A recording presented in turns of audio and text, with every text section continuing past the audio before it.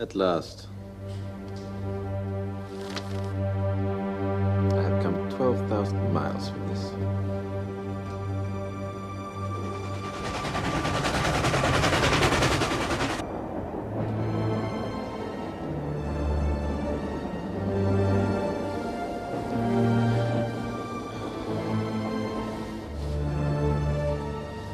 Don? Can't sleep, Jess. You all right? Yeah, I'm all right. Just thinking. Border's been put in its place and you're back doing what you do best. Just go out there tomorrow and hit him for 6.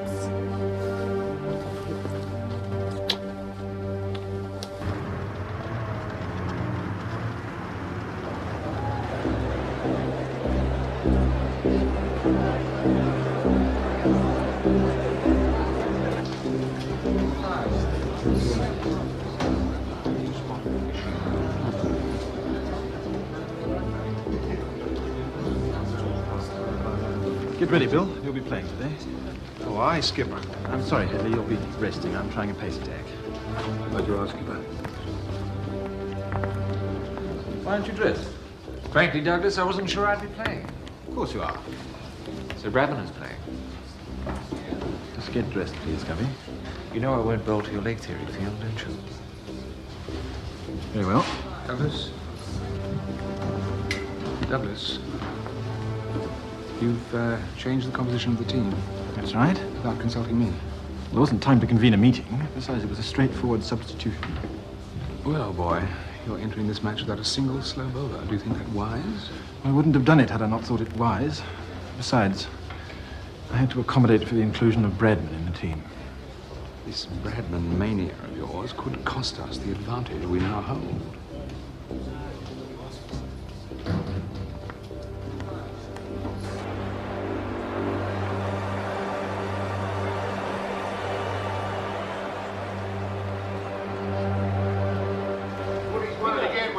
Good on you, Carl. Yeah, beauty. Batting, Don.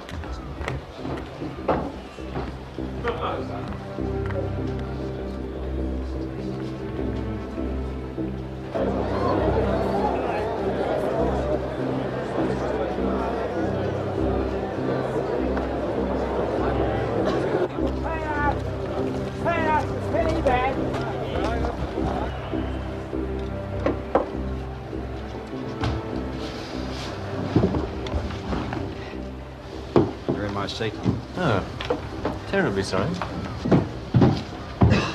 Good morning from Melbourne and welcome to this direct radio broadcast of the first day of the second test.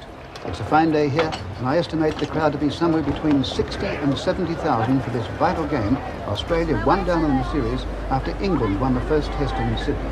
And the news is that Australia will bat after Woodville won the toss. And all Australians must be asking the question if the England captain Jardine will employ the controversial leg theory field called Bodyline now by the Australian newspapers. We're ready now for the first ball of the second test. It's an orthodox field. We have Larwood running into bowl to Fingleton. He runs up now and bowls, and Fingleton plays it away on the offside, and he and Woodville are going to scamper through for a single. That ball was pitched up right on the stumps. It wasn't short, and Australia has a run on the ball. And of course, there are high hopes here for the Australian hero Don Bradman, who'll be batting in this match after missing the first test in Sydney through illness. At the end of the first over, Australia none for 5 with Fingleton 5, Woodville made score. Sounds like Don won't be in for a while. Think I'll put the kettle on. You stayed for a couple, won't you, Carl? Oh, heck no. This is bring on with the rest of these. On the scoreboard, the left-hand O'Brien will come in at first wicket down, and Don Bradman is listed to bat at number 4 for Australia. And now it's Larwood to bowl to Fingleton. It's short and Fingleton hooks through the leg side field to be a couple. Here, it's getting out towards the boundary. They come back for a second one, and Fingleton runs on to 17. 17, Woodville 10. Australia no wicket for 27. Australia going well, and this pitch looks easier paced than the one for the first test in Sydney. Now it's back to a new over from Allen. He'll be bowling from the far end To Woodville, and Woodville goes back and he's beaten and bowled. Woodville is out, and from none for 27, Australia 1 for 27.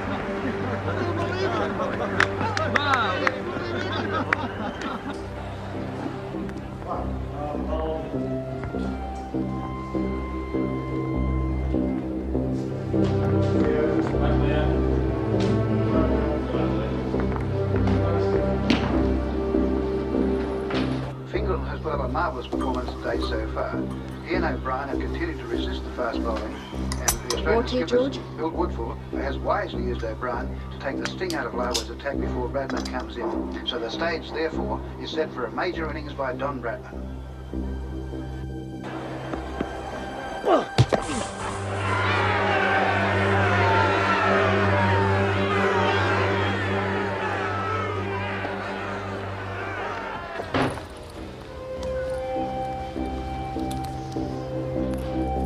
Dogged performance by Fingleton. He's ready for Marwood again. The bowler races in. And this one's a short ball, and Fingleton struck again, and he's not very happy out there at all, and nor is the crowd.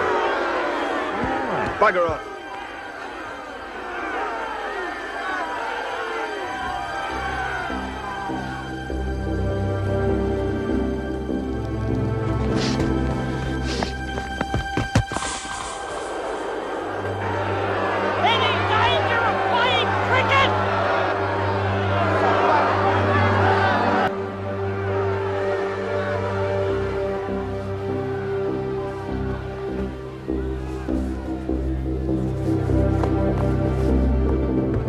Yorkshireman Bowes to bowl to Fingleton.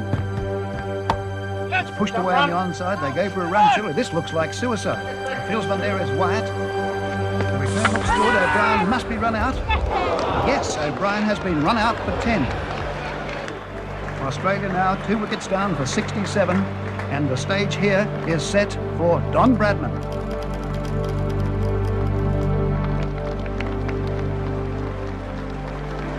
Now we'll see some action.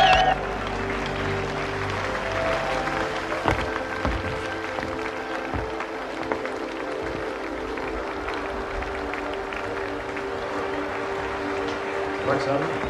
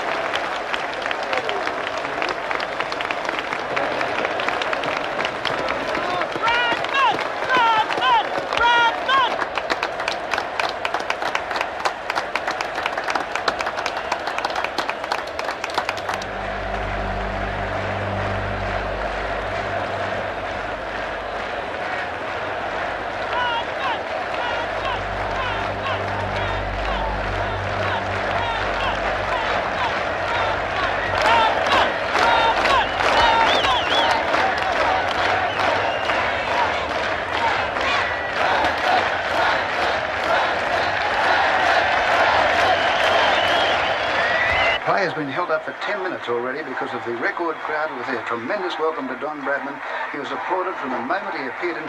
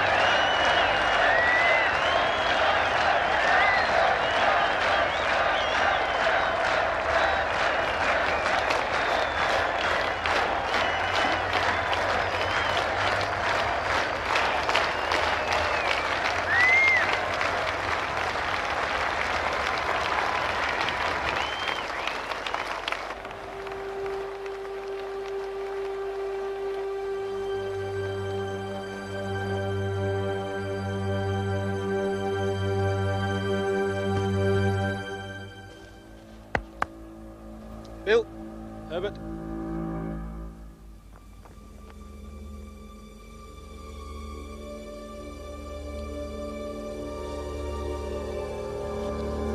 He then signalled to his slip fieldsman to move across to the onside.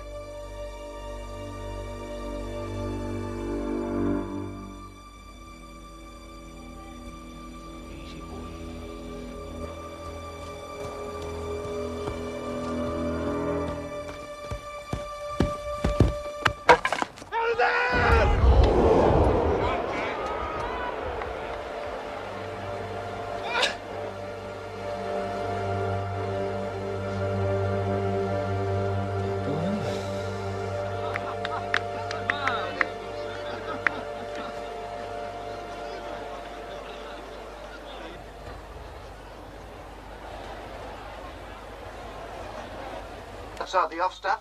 It was an inviting height. Batman tried to step inside it and hook it away to the lakeside boundary, and it must have hit the inside edge and go back under his stumps. I can't believe it. Don Bradman is out first ball, and I've never seen a scene like this at a cricket match in my life. He is walking off the field, and there's not a single sound.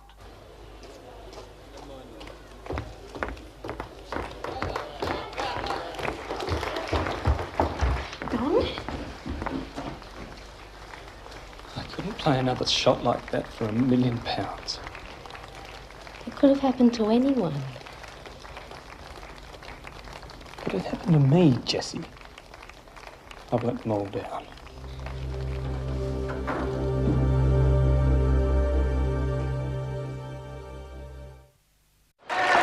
And that's the end of England's first innings on this, the last day of 1932.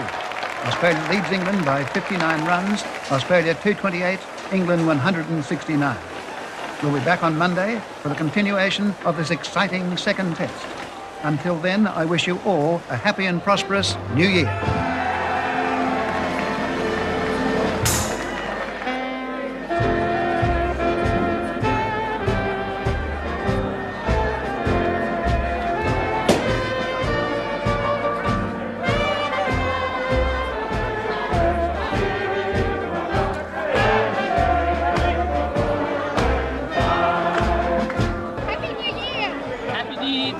Happy New Year.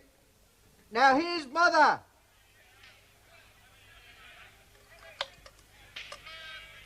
Happy New Year, Jessie. Happy New Year. Happy New Year, Mum. Happy New Year, son. And son, how about a century for the new year? I'll try. Yes, you take care. Bye. Bye. Happy New Year, Jess.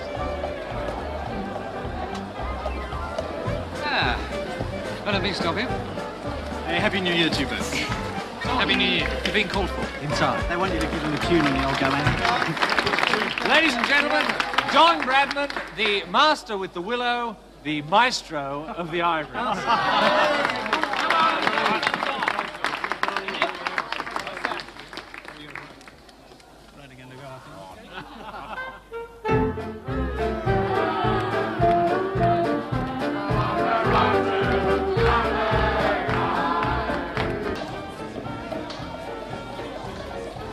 Two beers, thanks.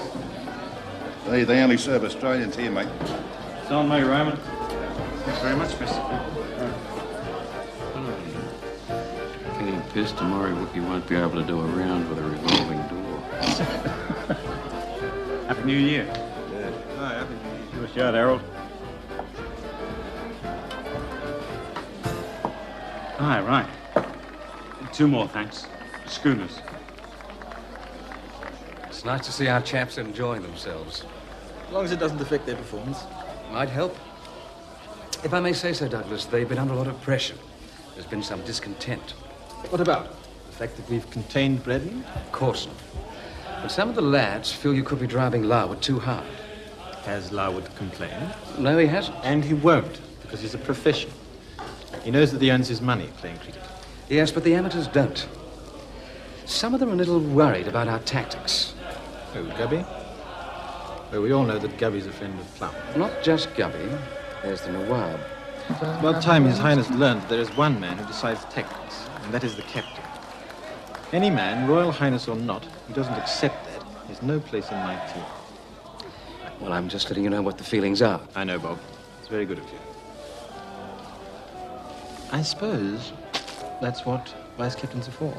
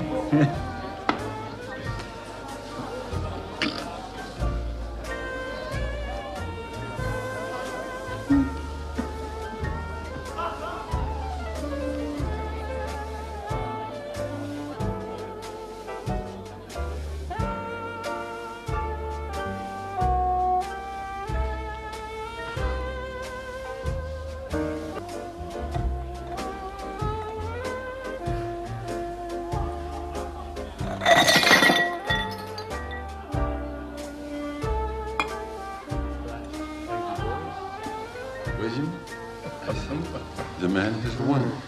It's good. On you, Mike.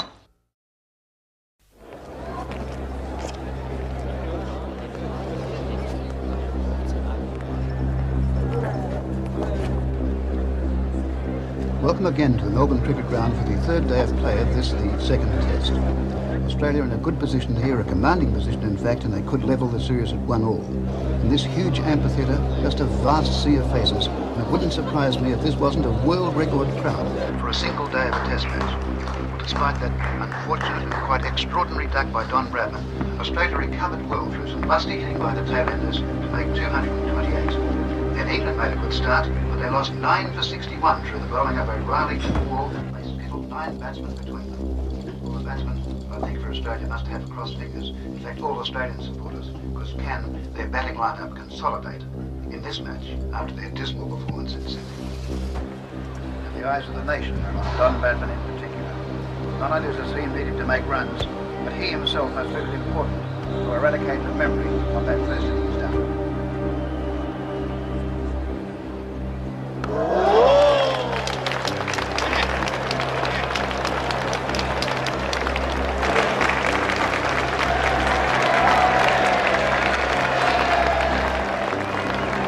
England fast bowlers have struggled in two on this pitch, and Captain Jardine must have regrets about not having the services of a quality spin bowler such as Headley Verity.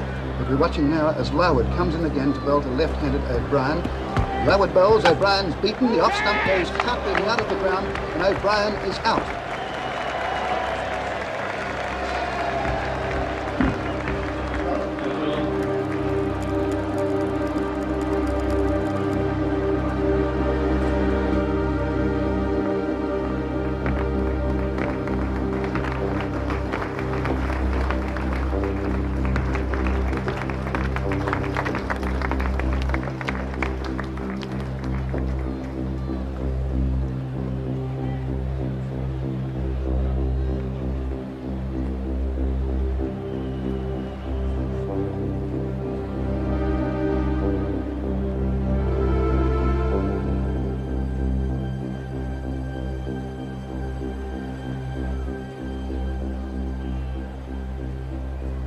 Three cheers for Don Bradman! Hip hip!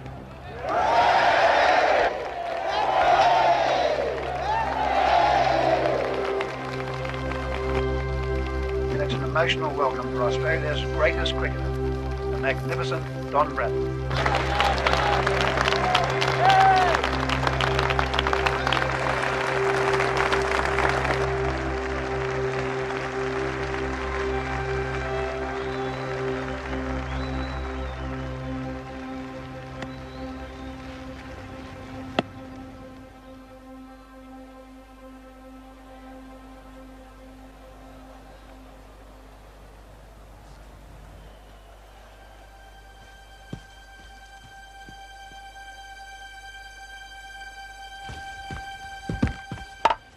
It's straight for a hit on. Bradman goes through for a single, and he's off the pair. They come back for a second, and Don Bradman has scored his first runs of the match, his first of the series.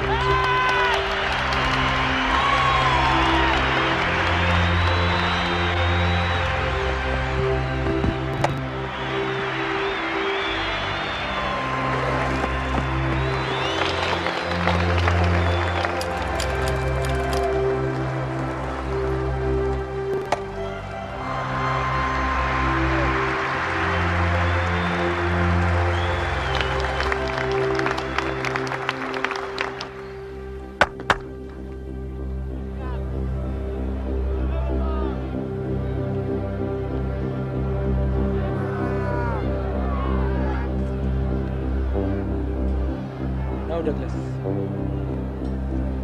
I see that His Highness is a conscientious objector.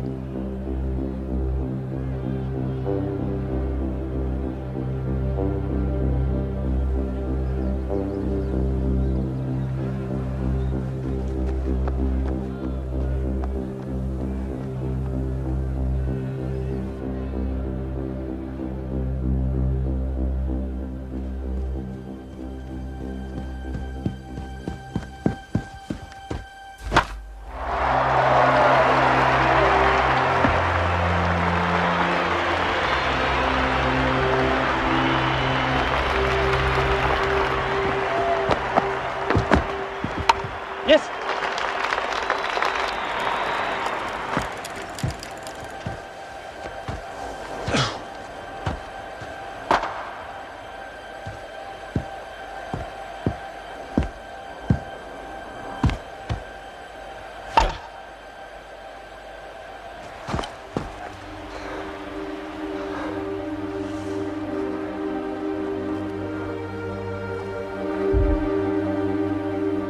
Right, Harold?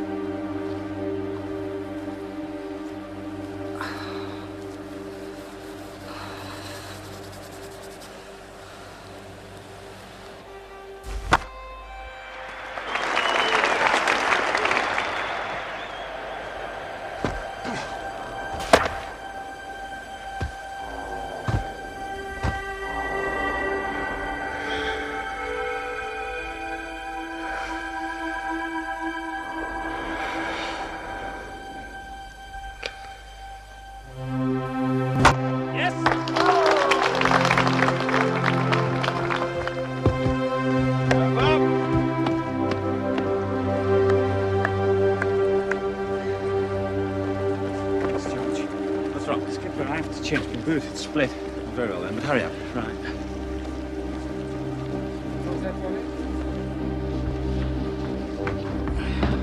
You all right, Harold? Aye.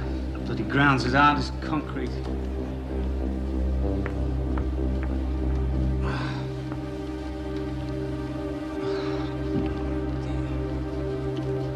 It's been a day of high drama in the second test here at the Melbourne Cricket Ground, and the important news for Australia is that Don Bradman is not out, and he gets more runs here. They take two, they're coming back for a third run, and Bradman's score goes on to 30, and his partner out there is the Australian captain, Bill Woodfull.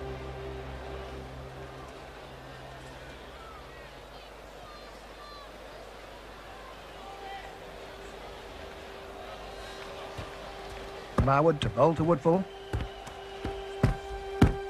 Short, Woodfull hooks, but a great catch there on the short leg. That's Allen who got across, and Woodfull is out for 26.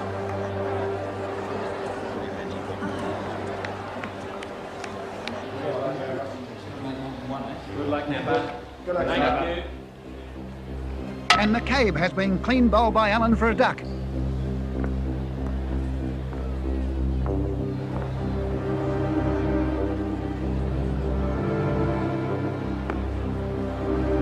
Richardson on 32 is facing the bowling of Larwood. He goes back, he's wrapped on the pads, he's right in front. Yes, he's out late before. Richardson out for 32. Australia 5 for 135, a lead of 194. And the man who can win this match for Australia is Don Bradman, but he's running out of partners with the Australian wickets tumbling.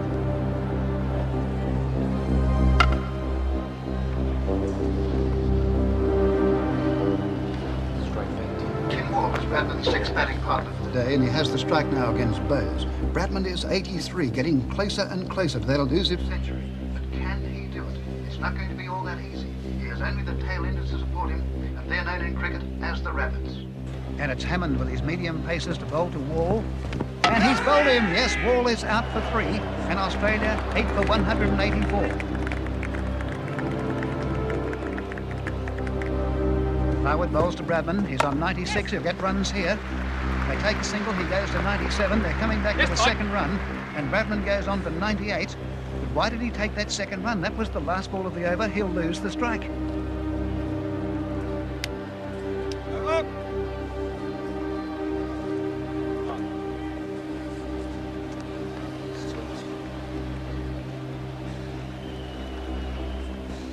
Hammond to bowl to O'Reilly. That's an edge and it's gone through to Ames, the keeper, and yes, he's out caught. Australia 9 for 186 and only Ironmonger to come in, and Bradman is 98. Thanks, Snapper. The lucky one. Dainty, it's your missus. Boy, tell her to hang on. Don't joke about it. Don't even try to hit the ball unless it's absolutely necessary. Just hold out till the end of the over. He'll call you back, love. Don's in trouble now, son.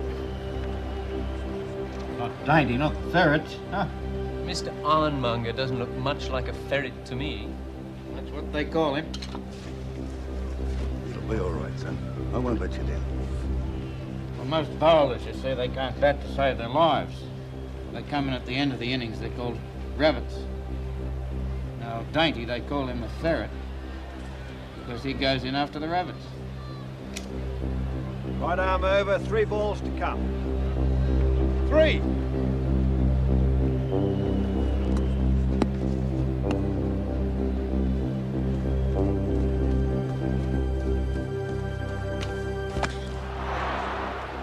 Another coat of varnish. You're a plummy bastard. Ironmonger somehow survived that first ball. There are still 2 balls left in this over from Hammond, and Don Bradman is 98. I can't bear to listen. The ball's back with Hammond at the end of his bowling run. Ironmonger crouching over his bat. A hushed silence here round the ground. Hammond starts to move in. Comes up and he bowls. Handed through to the keeper. It was short. No stroke offered by Ironmonger. 1 ball left in the over. Jardine brings in the field. You're a little easy on us with your old fella. 1 ball left in this dramatic over. Not a sound around this ground. Hammond to Ironmonger. It's off the bat, it's in the air, Jardine dives. It was a catch, but he's dropped it, he couldn't take it. And Don Bradman has a chance to reach that 100. Well played, Dainty! It's the end of the over. It's all right, Ironmonger survived. They lead now by 245, but the important thing is that Don Bradman has the strike and a chance to make that 100 Yeah, Don's after got his his first chance. ball duck in the first innings.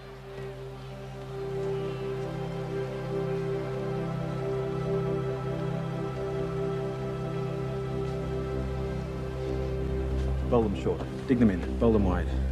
Anything so we can't get any runs. We'll get Ironmonger down this end. Very good, skipper.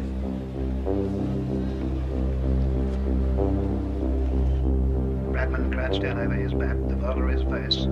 Jardine taking a long time to place his field.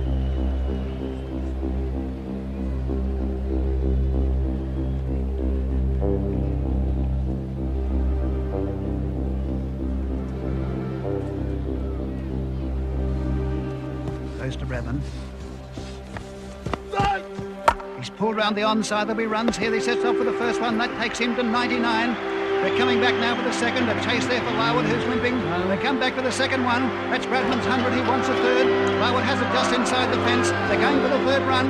The return comes back, and Bradman will get home. It comes back to the bowler's end, and Bradman dives. I think he's safe, and Don Bradman has reached his century. The crowd goes absolutely wild.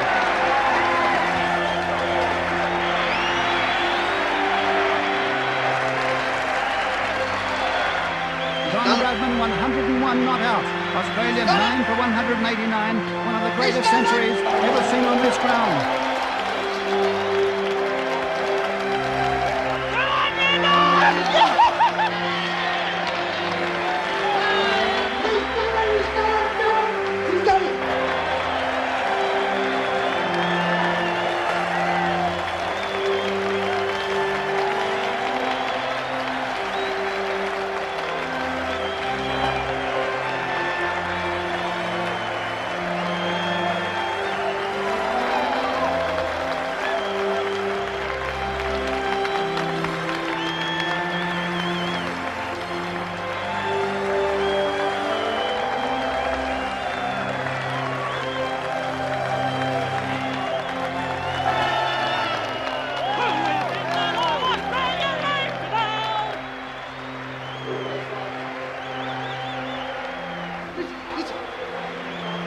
Come and listen to the wireless.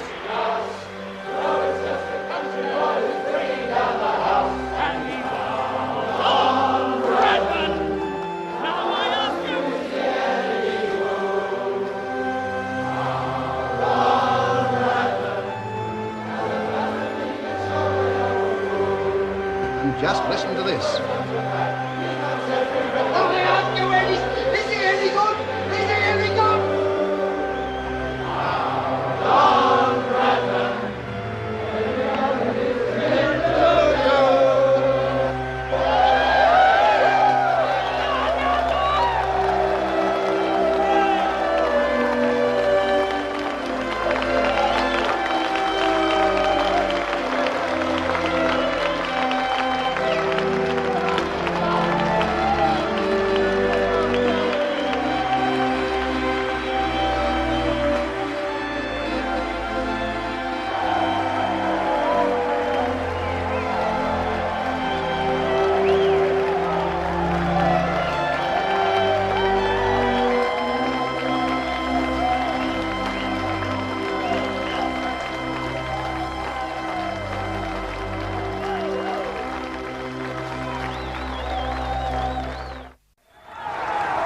That's it.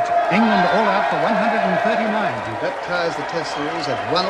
Australia has won the second Test by 111 runs. And just listen to that mighty reception out there for the local team here at the Melbourne ground. What a proud, proud day for Australia.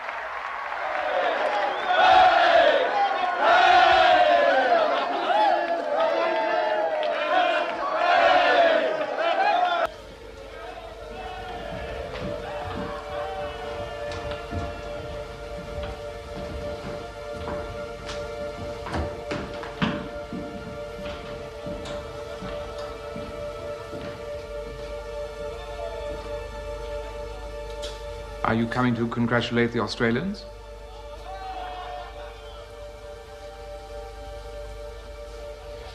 If you'll permit me one small observation. All right. I miscalculated. But the wicket was doctored. What are you saying? That the curator would deliberately go out there? That wicket was deliberately underprepared. Whether the curator acted under instructions or not, I cannot say. I fear you are making excuses for your own errors of judgment. I warned you against acting rashly. And I told you that I shall be making the tactical decisions on this tour. Your obsession with Bradman has clouded all your decision-making, and that is the reason we have lost this test. I shall not allow that situation to repeat itself in Adelaide.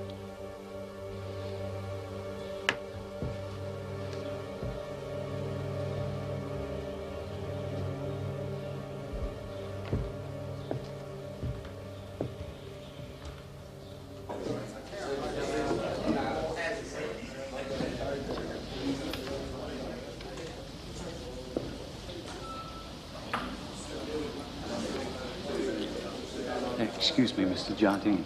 Yes, what is it? Well, I've just discovered I'm to play in social match at weekend. Yes, it'll be the 12th man. Aye, well, I thought I might have a bit of time off before Adelaide. What were you planning to do? Well, I was simply just hoping to rest my feet. I had to leave the field 4 times in second test. Yes, I'm well aware of it. You spent an hour away from the game, all told. Aye, but I still bowled more overs than anyone else. You would have bowled a lot more if you hadn't been off the field so often. I couldn't help it. My boots kept splitting. I bowled as hard as I could. No, you didn't. None of you did. That's why Bradman scored his century and the Australians won the Test. Vokes and Bows aren't in this social team, though. Harold, listen to me. You are my principal weapon, the spearhead of my attack. Not Vos and Bows. I want you fit for Adelaide. Fitter, faster, and meaner than you've ever been. So I'm to be 12th man, then? No. No, you can play. And I expect to see you at the practice nets tomorrow. Aye. Right.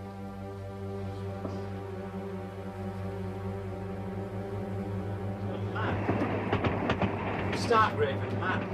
Oh, you just realised that? Aye, he thinks he owns us, body and soul. We are being paid, Harold. Yeah, but not very bloody much. Stop moaning, Paul. Aye, don't warrant treatment like this. Anyway, the amateurs are fed up with them, so I'd better watch out in Adelaide. I'll stay there. I'll have one.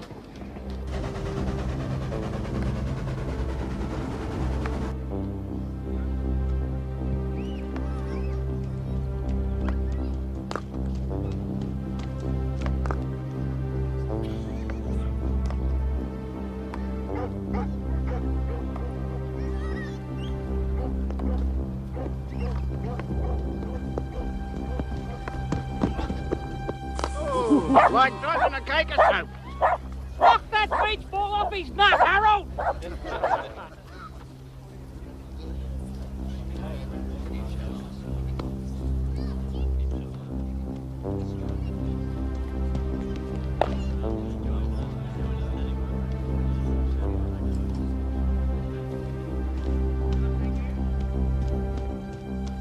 On your gun!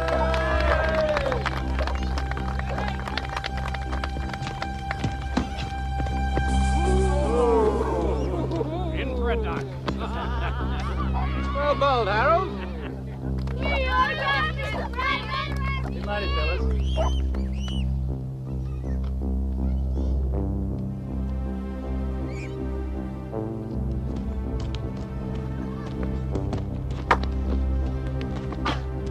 Take it easy, Don. It's only practice, you know.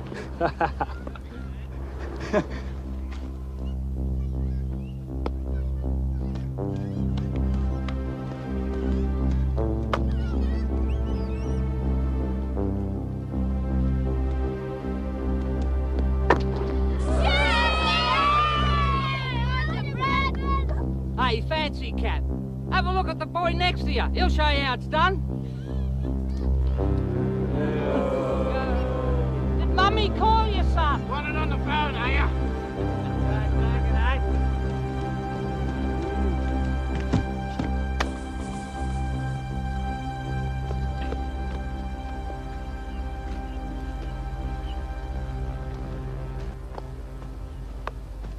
I want this rabble excluded from all further practice. But the public is always... I did not admitted to come all this practice. way to provide free entertainment for the masses. I do not want them here after luncheon. Come on now, come on. Let's just go. Come on, fellas. Hey, what's all this? No spectators allowed. Says who? Orders of the cricket board and Sardine. Go to buggery. We'll see about this. I can go anywhere on the press. Yeah, I know. Now look, James, you can't... Hang on, he's all right. He's me photographer. Who's that? Your assistant? Never seen him before in my life. Stay. All right, but don't you cause any trouble, Jamesy. I'm sorry. Sorry, boy. Sorry, mate. Sorry.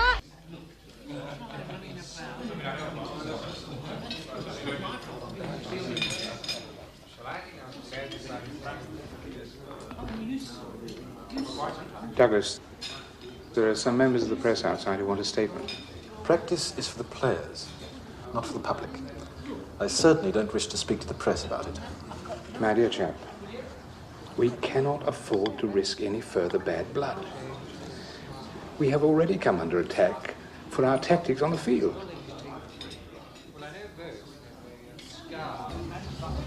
I shall settle that matter once and for all. Show them in. Everything we have done has been well within the laws of cricket. We have placed a more difficult field than is ordinarily employed with fast bowling, and have been successful in curbing the activities of the batsmen.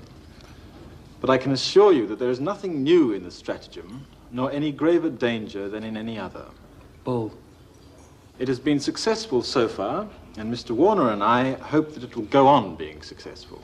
Is that right, Mr. Warner? You support the tactics of Mr. Jardine, and in particular this bodyline bowling? As Mr. Jardine says, it is a legitimate form of leg theory. Ah, would this be the same leg theory that you derided in the Morning Post of August 22nd, 1932? And I quote,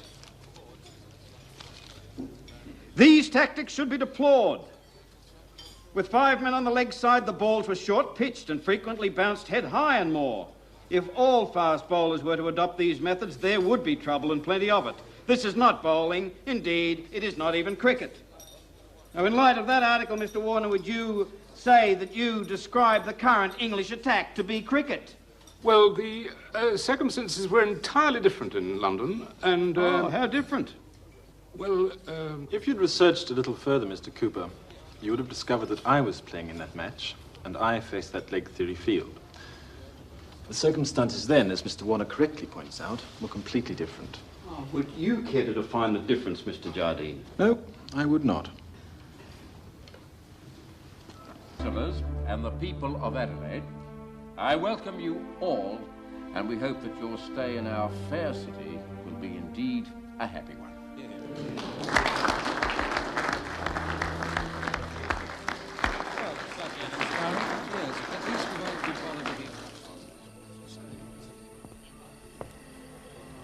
Good Lord. A little cooler out here. It's a little quieter anyway. The sun would be just now setting at my home in India. It truly never sets upon the British Empire. You are very much the empire man, aren't you, Douglas? Ah, it's what makes we British the greatest race on earth.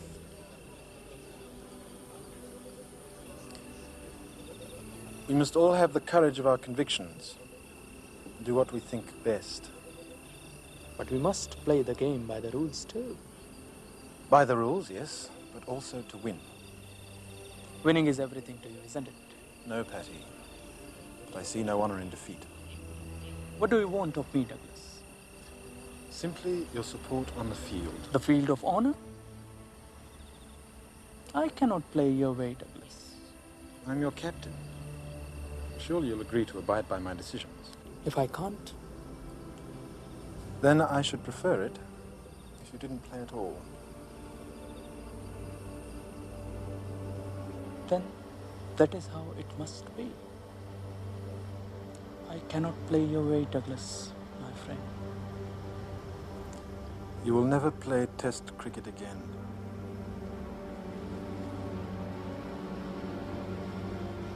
Then I bid you good night.